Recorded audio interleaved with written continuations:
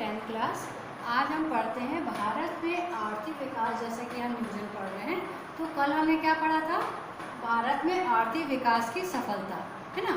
तो आर्थिक विकास की सफलता में हमने क्या क्या चीज़ पढ़ ली थी कि प्रति व्यक्ति आय में वृद्धि, है ना, प्रति व्यक्ति आय में वृद्धि, राष्ट्रीय आय में वृद्धि, औद्योगिकरण, विद्युतीकरण में वृद्धि और परिवहन उद्योग में वृद्धि, और किस किस में मतलब संचार उद्योग में वृद्धि, है ना। जिस प्रकार और बैंकिंग क्षेत्र में, बीमा क्षेत्र में तरक्की और गरीबी का उन्मूलन, ये सब हमने क्या पढ़ा था?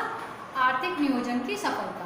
लेकिन फिर भी कुछ अर्थशास्त्रियों का ऐसा मत है कि हमारी जो नीतियां हैं वो इतनी सफल नहीं हो पाई हैं जितनी कि सफल होना चाहिए था। फिर भी हम कई क्षेत्रों में आज भी पिछड़े हुए हैं।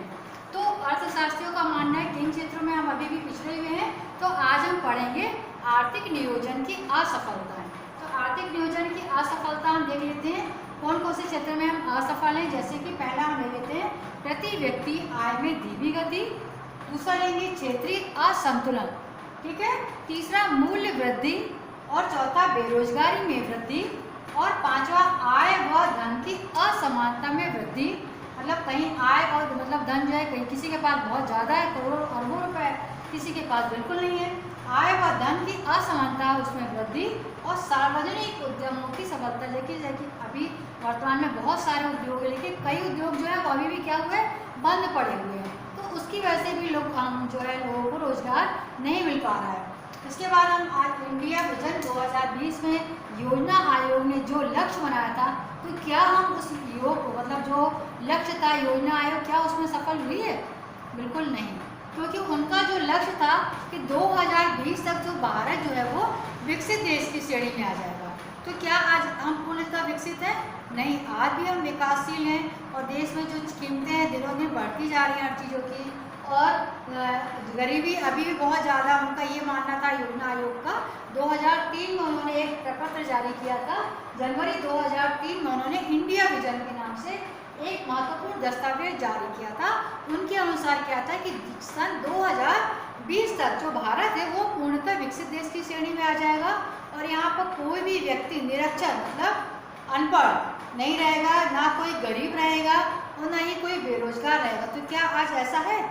क्या आज बेरोजगारी नहीं है? बेरोजगारी अभी भी बहुत अधिक मात्रा में दिनों दिन बढ़ती जा रही है। निरक्षरता भी अभी उतनी मतलब पहले से तो कम हुई है, लेकिन निरक्षरता अभी भी जो बहुत ही ज़्यादा ग्रामीण और पिछड़े इलाके हैं वहाँ अभी भी पढ़ाई के लिए इतना हम लोग महत्वपूर्ण नहीं मानते हैं, और कई क्षेत्रों में अभी भी हमारा विकास नहीं हुआ है। तो बेरोजगारी तो बहुत ज़्यादा ही बढ़ गई है, और हम उसमें सफल नहीं हुए। उनका ये मानना था कि 2020 तक जो है वो उनका ये अनुमान था कि हमारा देश जो है वो 135 करोड़ जनसंख्या जो है वो बेहतर पोषित और अच्छे रहन सहन के स्तर वाली, मतलब कि अच्छे रहन सहन होगा उनका, बढ़िया होगा, और अधिक औसत आयु वाली, मतलब आयु भी औसत होगी। मतलब अब आयु के क्षेत्र में तो फिर भी हम कहते हैं कि भारत ठीक ठाक विकास किया है, क्योंकि भारत में स्वास्थ्य सुविधाएं जो है बढ़ी हुई हैं। तो आयु के क्षेत्र में तो विकास हुआ है, बशर्ते देश में हमारे जो गरीबी है वो अभी कम नहीं हुई है, और बेरोजगारी दिन प्रतिदिन बढ़ती जा रही है। तो ये है इंडिया विजन 2020, जो क्या था योजना आयोग का दस्तावेज था। तो वो एक बार महत्वपूर्ण है आपका, कि हमेशा परीक्षा में आता है कि इंडिया विजन 2020 क्या है, तो उसके बारे में आपको लिखना है कि कब जारी किया गया था।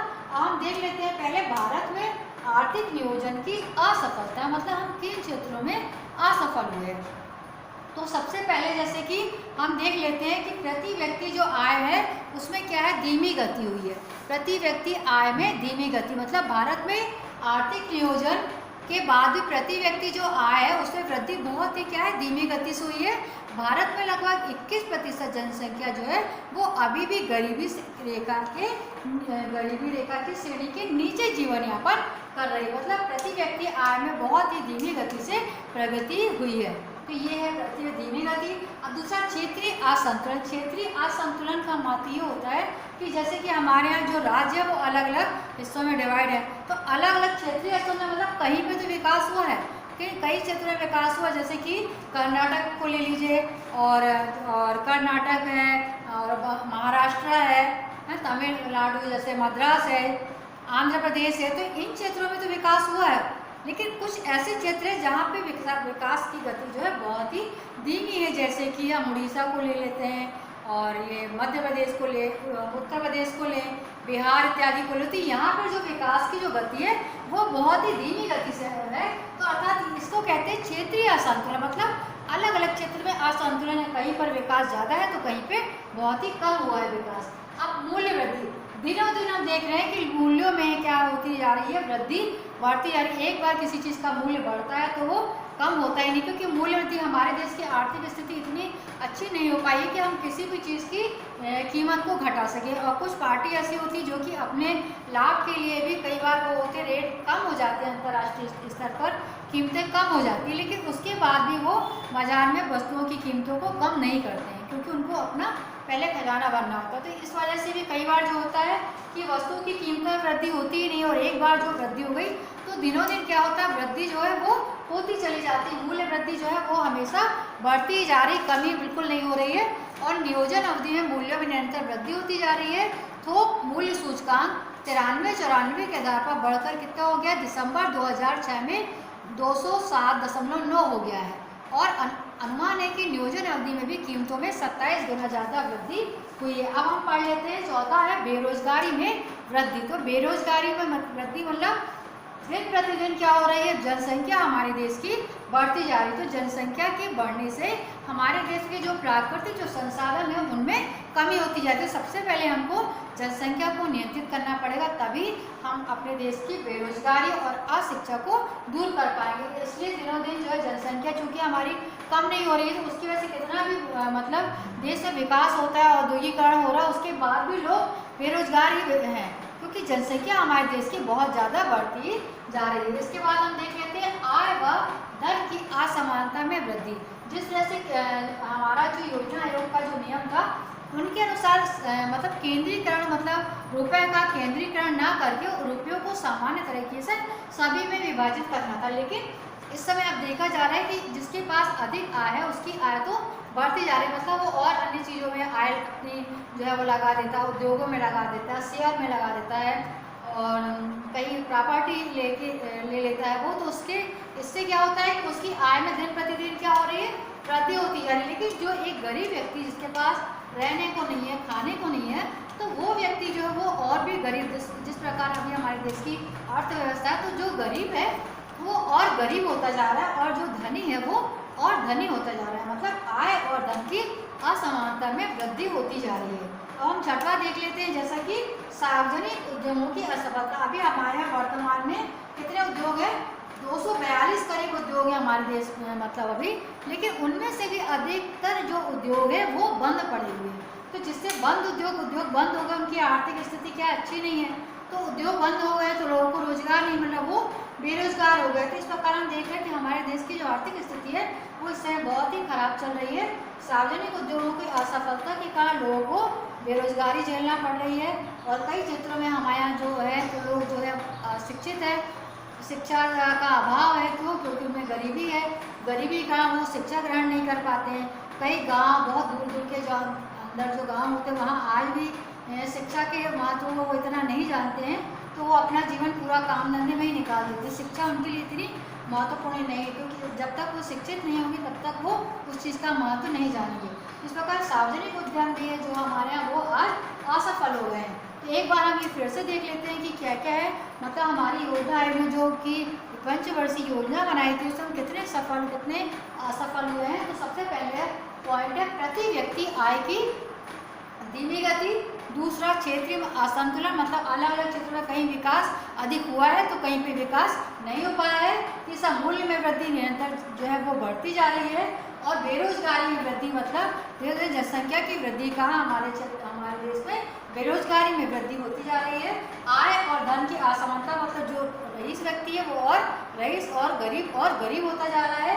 सार्वजनिक उद्योग भी असफल हो रहे हैं पैसों के अभाव में, धन के अभाव में, कई बार माल के अभाव में, तो उनमें उतना मतलब विकास नहीं हो पा रहा हमारे देश में जितना कि हमारे देश में होना चाहिए। तो उद्यमों की असफलता के कारण भी लोगों को रोजगार नहीं मिल रहा और हमारे देश की स्थिति खराब होती चली जा रही है। अब हम पढ़ लेते हैं इंडिया विजन जो पहले लिखा गया था वो उनके हिसाब से 2020 में कैसा होना चाहिए था, जो कि नहीं हुआ है।